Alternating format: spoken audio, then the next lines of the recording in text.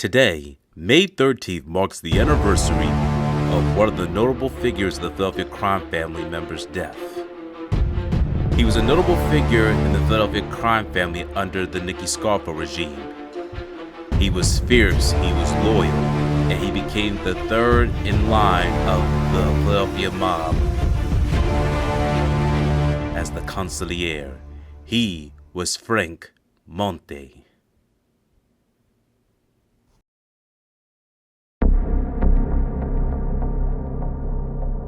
The beginning. Frank J. Monte was known for being the Consigliere of the Philadelphia mob under the Nicky Scarfo regime. He's also remembered for being the first victim of the Nicky Scarfo and Harry Riccobene wars. There are little reports on the background of Frank J. Monte. However, we do have some information from our sources to give you context of his background and character. Through our sources is George Anastasia's Blood and Honor, Philadelphia Daily News, the Philadelphia Inquirer, and of course, Philip Leonetti's Mafia Prince. Frank John Monte was born on June 21, 1932 in Philadelphia, Pennsylvania, to John J. Monte and Virginia R. Mancini. Frank Monte was born during the Great Depression years and when the Mafia was growing massive during the Prohibition era. The Great Depression was a severe worldwide economic depression between 1929 to 1939. He was born to Sicilian parents, and his family immigrated to the United States for better economic opportunities. Sicilians can be called Siggies for short, and the future mob boss Nicky Scarfo used to love to use this term. The Sicilian Mafia became more famous or infamous under another name as the secret society organization called La Cosa Nostra, this thing of ours. Frank Monte would befriend Nicky Scarfo as they both started as soldiers in the Philadelphia crime family. In his 20s, Frank Monte would marry Diana ni Pietra Fesa. At the age of 27, Frank Monte was expected to be a father. On Saturday, June 28, 1969, Vincent J. Monte was born. Vincent Monte is reported to be the Monte's first and only child. The Made Man. We'll be starting off with one of our sources from Philip Leonetti's Mafia Prince, and then we will use his voice to discuss his scenario of this context. Right after we killed Judge Helfand, my uncle went to Phil Testa and Angelo Bruno and told him he wanted to kill a guy in South Philadelphia named Mickey Coco, who had sold drugs to the son of Frank Monte, who was a made guy and had been close with my uncle since they were kids. Drugs were against the rules, and my uncle detested drug dealers. Therefore, the reigning godfather Angelo Bruno sanctioned the murder of Mickey Coco.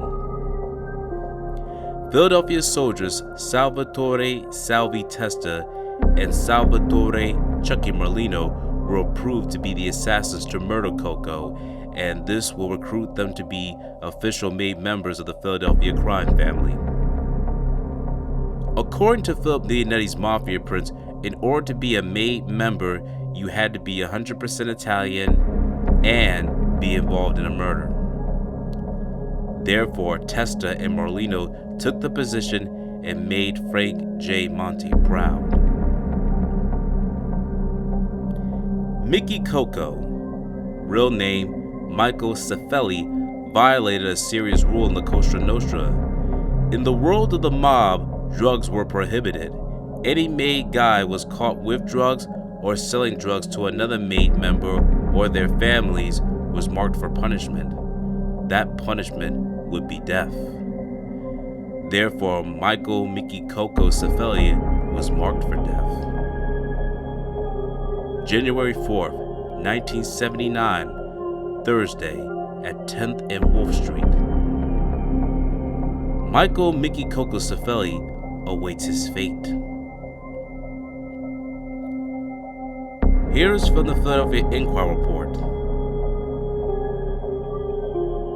Man gunned down in South Philadelphia bar by Dwight Ott.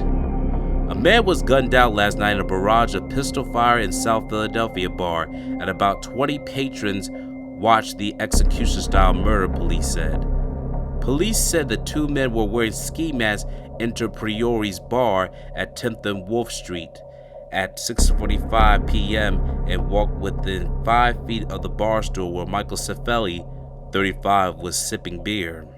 Witness told police the gunmen opened fire with revolvers and riddled Cifelli's upper body with 13 bullets wounds. The men fled on foot while barmaid tried to comfort Cifelli, who had fallen to the bar room. Police arrived quickly and took Cifelli to Methodist Hospital, where he was dead on arrival at 6:50 p.m. Police said that Cifelli lived at 1928 East Passyunk Avenue. Neighbors knew of him as a man named Mike, who worked at Michael's Flowers at Flower Shop at 1926 East Passyunk Avenue, and that he drove a truck with a New Jersey's liquor license plate. A witness to the shooting said Cifelli is a nickname was Coco, and that he lived on Oakman Road in Clementon, New Jersey, was married, and had 2 daughters. Here's a report from the Philadelphia Daily News. Friday, January 5, 1979, article named Masked Duo Kills Pusher in South Philadelphia Restaurant by Jack McGuire. It was a stone contract he was set up, a detective said, after Michael Mickey Coco Cifelli was shot and killed inside a South Philadelphia restaurant by 2 ski masked men at 6:45 last night. Cifelli, 39, of Oakman Drive of Clementon, New Jersey, was dead on arrival at Methodist Hospital. A police source described him as big in drugs, a money guy, a major wholesaler of Quaaludes, a mind-altering prescription drug. A source close to the investigation said Cifelli was probably killed because he was a federal informant or was about to be arrested by federal agents and someone feared he would talk. Barmaid Patsy Allen, 25, talked with Cifelli only moments before the 2 ski masked men, each with a handgun, opened the door to the Priori's restaurant.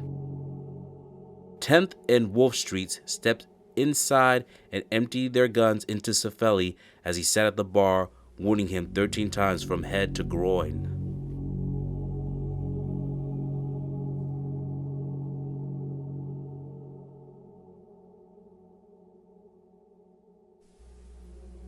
Allen referred to the victim as Mickey Coco, the nickname given as he was growing up around 8th and Moore Street. She was slated to go on duty at 7 p.m., relieving Linda Bonserra, 21, of one of the co-owners of the family-owned business. Allen said Cifelli was in the bar about 20 minutes before he was slain. As she stood talking with him, he told her 2 guys are meeting me for dinner. Vincent Priori, one of the owners and a cook, greeted Cifelli and brought him a beer, then left to buy whiskey for the bar.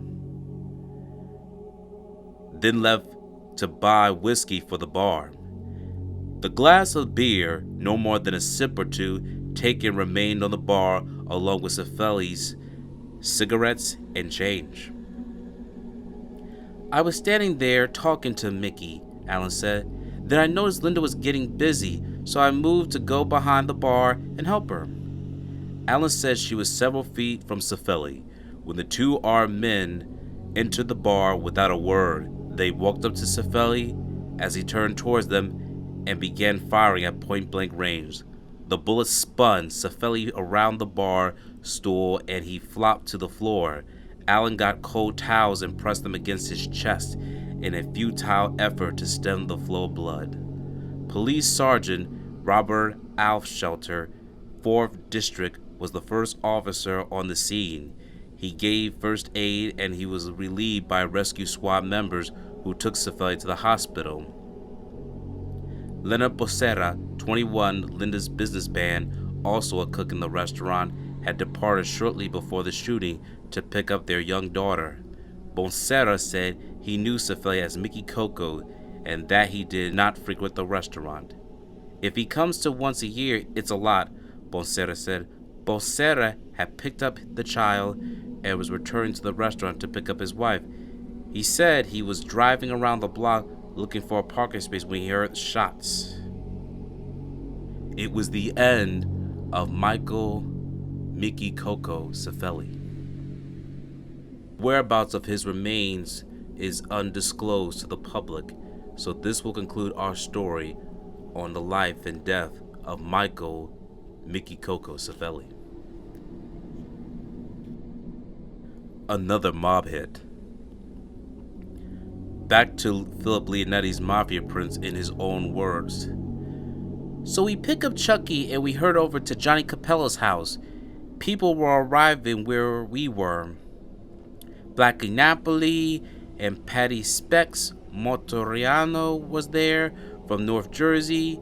Sidone was there with Chicky Ciangalini. Pete Casella was there. Sant'Idone was there. Freddie Aetzi, Chicky Narducci, and his son Frank were there. Cuckoo Johnny Grande was there with his son Salvatore, whom we call Wayne, and Frank Monte was there.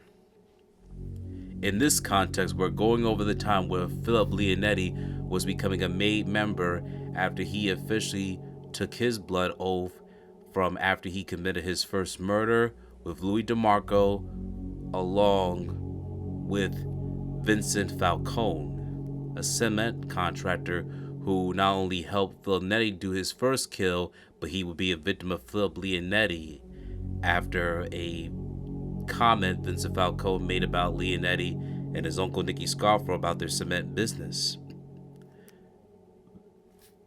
Under his belt, Philip Leonetti had 2 murders, and he was 100% Italian and therefore was summoned to be a made guy in the blood oath Omerta.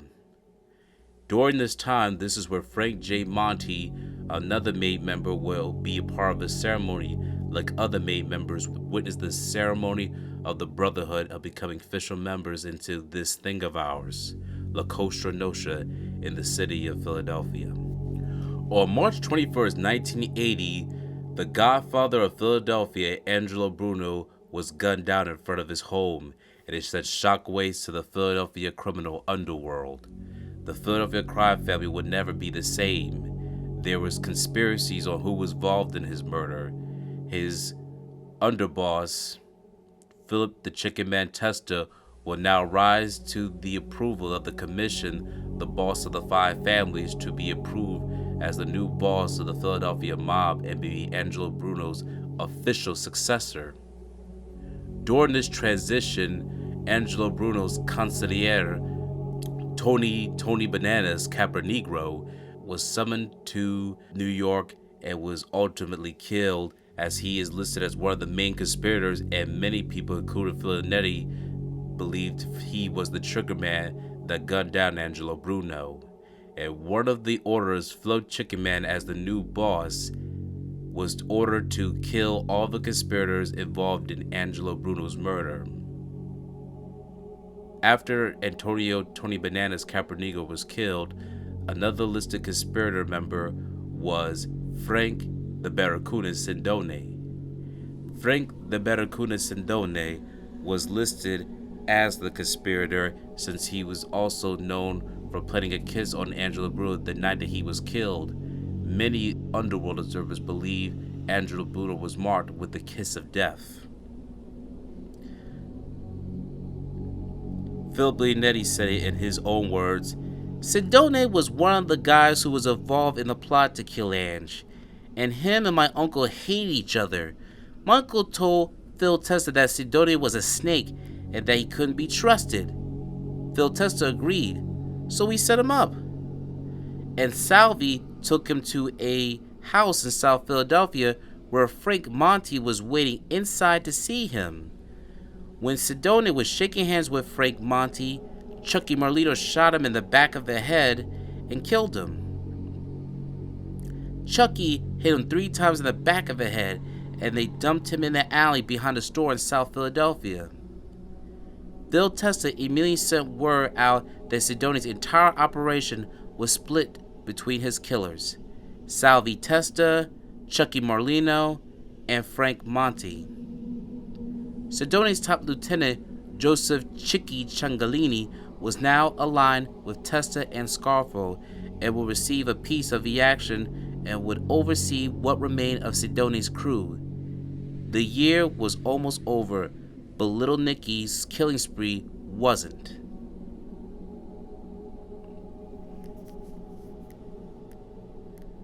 The next Godfather's death. This is in Philip Leonetti's voice.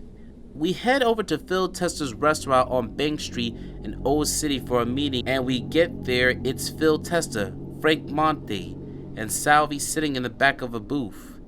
It's me, my uncle, Chuckie, and Lawrence, and we sit down in the booth.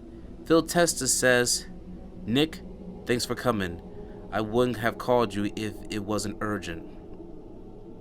My uncle said, "What's going on?" So Phil starts off by saying, "I think Chuckie is making a move against me.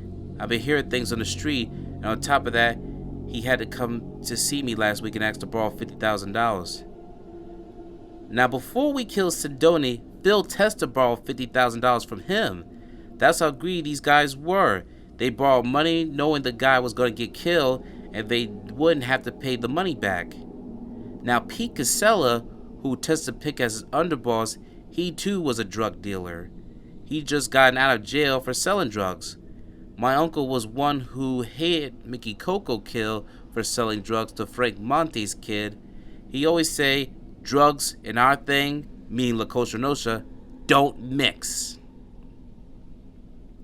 For the time I knew Chuckie, if he wasn't at his clubhouse on Shunk in Saratoga, you could find him at the 9M bar. My uncle felt safe there. Now, at the time, the captains in the family were Freddie Aiezzi, Santo Idone, Joey Scafidi, Frank Monte, Johnny Capello, and Chicky Narducci. My uncle's captain before he became Consigliere was Freddie Aiezzi, so we knew that he was with us. My uncle went way back with Sidone, Joey Scafidi, back to the Reds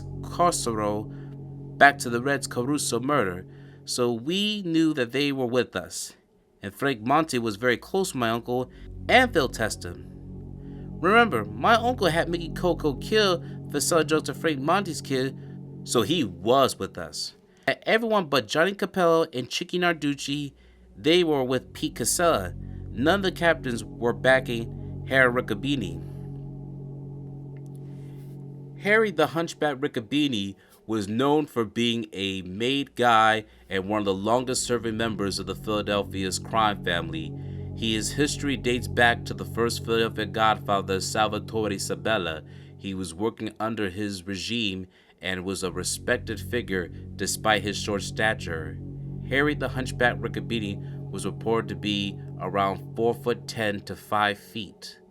He was known for his short stature, but was known for his deadly ruthlessness. Now, him and Nicky Scarfo were both men known for their short stature, but known for being the bloodiest reigns of the Philadelphia mob.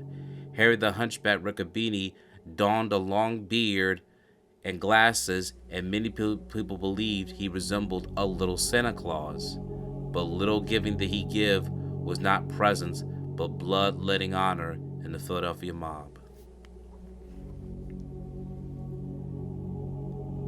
The Scarfo regime.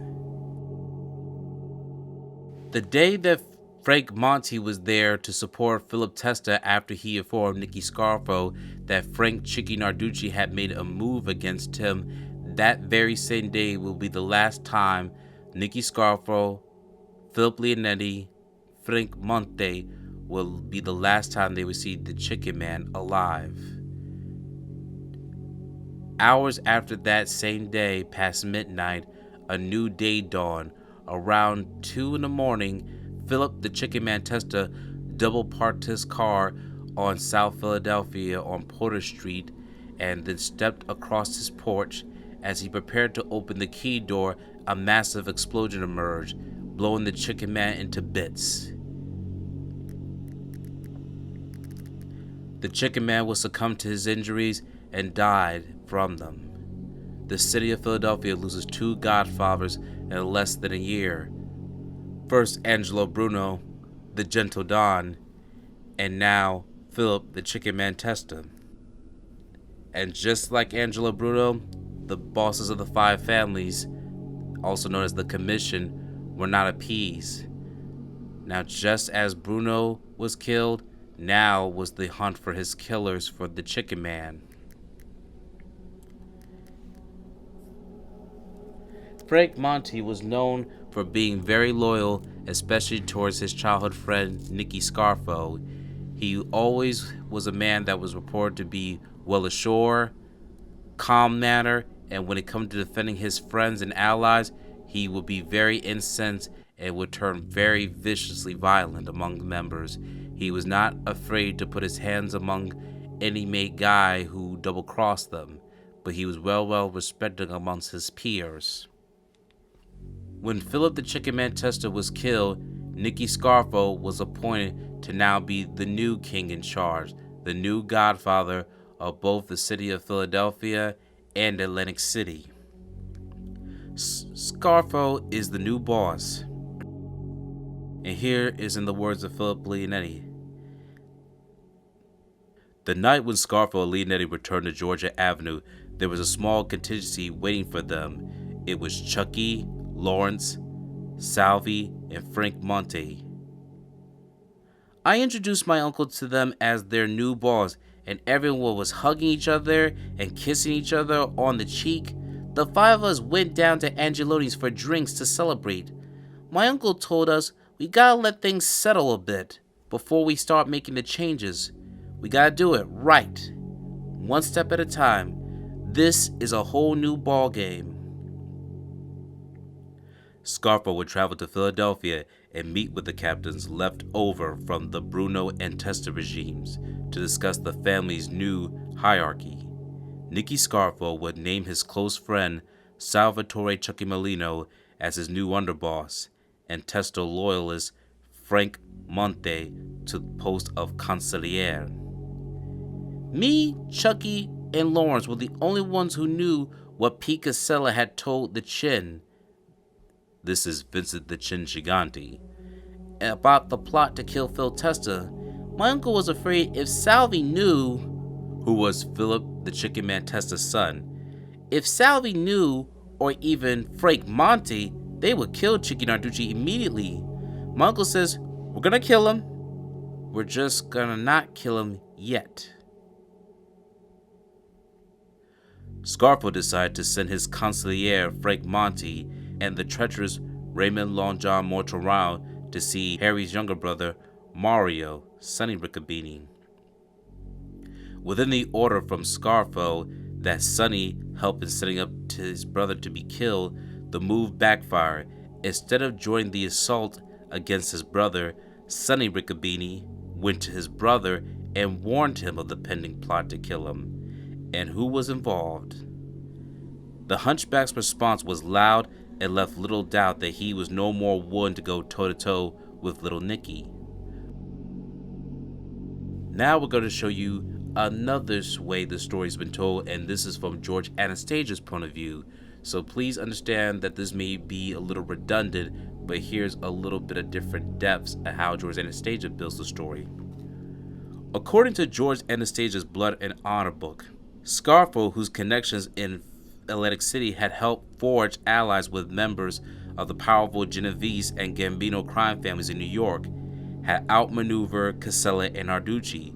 By the end of March 1981, word once came down to the Philadelphia from New York, Nicodemo, Little Nicky Scarfo, was the new boss.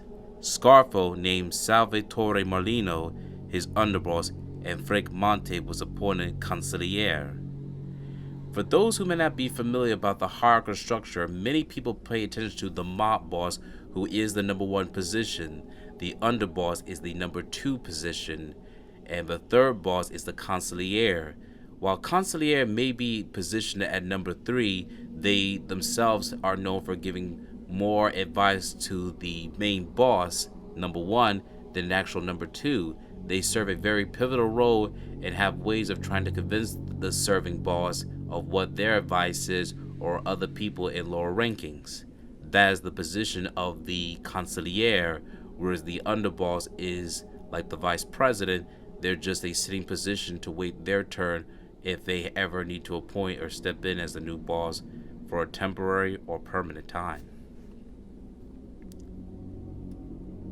In April, after several attempts to ambush Harry Riccobene had failed, Scarfo decided on a more insidious form of treachery, and he sent his consigliere Frank Monte and Raymond Long John Mortorano, then a suspect in the John McCullough murder, to see if Harry's half-brother Mario Sonny Riccobene. Mario knew Long John. They both were in the methamphetamine business. What Mortorano and Monte proposed was that Mario to set up his half-brother up. Mario listened, and he said he'd get back to them. And then when he went back to his brother Harry, and that said, Nick the Crow Caramondi, was what forced the Riccobene War out in the open. For the next year and a half would rage on the streets of South Philadelphia. Harry Riccobene had been cautious and suspicious of Scarfo. He had hoped to avoid open warfare. It was only after Monte and Mortorano tried to co-opt his brother and Riccobene decided to act. Once Mario Riccobene was approached, he had just 2 options. He could either set up his brother, or, like his brother, he could become a target. At this point, Scarfo had backed the Riccobenes into a corner.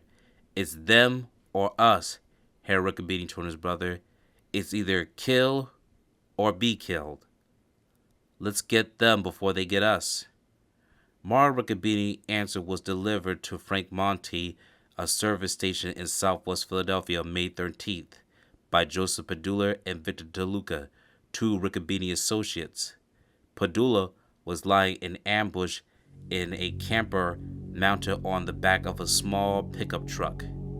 The truck was parked across the street from the service station where Monte had left his car.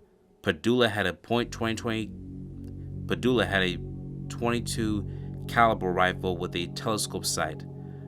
DeLuca and another associate waited in a bar nearby. Shortly after 9 p.m., Monte showed up in his car. Padula got him in his sight and squeezed the trigger, and squeezed again, and squeezed again, and squeezed again.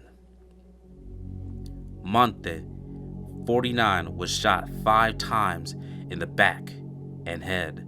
There were also bullet wounds in his left hand, right arm, and upper right arm. The mob consigliere had $600 in cash in his pocket when police found him lying semi-conscious in the streets near the gas station at 9:30 that night. He was pronounced dead a half hour later. Monte's name was near the top of that hit list drawn up by the Riccobenes after Mario was approached that spring and asked to set up his brother. The Riccobenes, in turn, were on top of that list prepared by Scarfo and his henchmen. For the rest of 1982 and all of 1983, squads of gunmen cruised through the streets of South Philadelphia looking for targets. Mario, Sonny Riccobene, Victor DeLuca, and Joseph Padula, major players in the shooting of the Scarfo consigliere Frank Monte, also made their debuts as government informants that summer, testifying against Harry Riccobene and 2 other associates in Monte murder trial. Harry and Sonny were all in jail on racketeering charges when Sonny decided to cooperate in the Monte investigation. Distraught over the wanton use of violence, that had brought about the deaths of his brother Robert and his son Enrico. Sonny pled guilty to the third murder charge in the Monte case and took the witness stand up against his half-brother Harry. The testimony, coupled with the Padula and DeLuca, two of the hitmen assigned by Harry to kill, coupled with of that Padula and DeLuca, two of the hitmen assigned by Harry to kill Monte, gave a government airtight case. Harry the Hunchback Riccobene, at the age of 90, died on June 19, 2000 in Dallas, Pennsylvania. Frank Monte will be the first victim in the Scarfo and Harry Riccobene Wars, and many other victims will fall on that list, as Frank Monte's boss, Nicodemo Little Nicky Scarfo, became the emerged winner in their war against the Riccobene faction. Cops warned Monte he was next, by Joe O'Dowd and Maria Gallagher.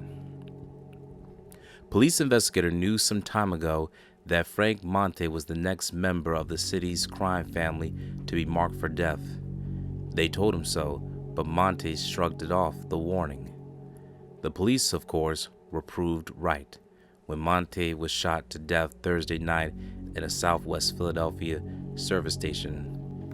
When Monte received the warning 5 weeks ago, the 49-year-old Eastwick resident calmly responded that his life insurance was paid up, sources have told the Daily News. Monte told police his policy included a double identity clause that would pay off if he was murdered. He did not say how much insurance he carried. Homicide investigators had called Monte of the 7300 block of Middlelark Place to the police administration building 8th and Race Street to tell him they have learned about a contract on his life and to question him generally about more than a dozen unsolved mob killings since March 21st, 1980, the slaying of longtime crime family boss Angelo Bruno. He was not cooperative, police said. Monte, who investigators believe was the number 3 man in the dwindling local ranks of the organized crime, was gunned down about 9:30 p.m. Thursday outside a Southwest Philadelphia service station where he had taken his white 1981 Cadillac to be washed. Homicide detective Captain Gerald Kane said that Monte was wounded 5 times in his back, left hand, right arm, left eyebrow, and upper left arm by a small caliber bullet, possibly a .22, that shots apparently were fired at close range. Monte was carrying $600 in cash, Kane said. A former bodyguard and chauffeur to the late Phil Testa, Monte was a manager of Vigilio's, a Bank Street restaurant owned by Testa. He apparently rose quickly in his status within the past year, a high-ranking mobster, Riffeld, eventually become the consigliere or advisor to Nicodemo, Little Nicky Scarfo, who represented Bruno in Atlantic City, is considered by authorities to be the current head of organized crime here. One investigator speculated that someone within the crime family apparently did not like the advice Monte was giving them. Investigators said Monte never traveled with bodyguards, nor did he not take any special precautions about his safety about learning about the contract on his life. Kane said Monte dropped his car off at the Gulf Station at the Gulf Station near 70th Street and Grover's Avenue between 6 and 7 p.m. and was ambushed after walking from home to pick it up. Several people were at the station at the time, but none saw the gunman. Monte had prior arrests dating back to 1952, mostly for gambling. Records showed he received only 1 jail term. In 1968, 6 months to a year on his illegal lottery charge. A spokesman for the Archdiocese of Philadelphia said Monte will be permitted a funeral pass as his parish church, St. Irenaeus, 2728 South 73rd Street. This is the article that concludes on Frank Monte. Now we will be showing you the resting place of Frank Monte. Frank Monte is buried with his wife Diana, who passed away in the year of 2000, 18 years later after his untimely demise. Their son, Vincent J. Monte, is also buried here. Despite being sold to drugs for Mickey Coco, Vincent J. Monte lived a very different lifestyle. Instead of being a soldier in the Philadelphia mob crime family, he became a soldier in the United States military, as you can see here. He served his country with honors. His obituary stated that Vincent was a long-time employee of the UPS airport branch and will be sadly missed by all who knew him. He died on Thursday, October 10, 2019, at the age of 50, also survived by many loving cousins and friends. As you can see in this video, he is buried with his parents, the Monte family plot. This concludes our story on Frank Monte. Thank you for watching this video. Please subscribe to our channel and check out more of our content. Feel free to give your feedback and suggestions on what we should do next in the comments. This is Infinite Lee Productions. We love ya.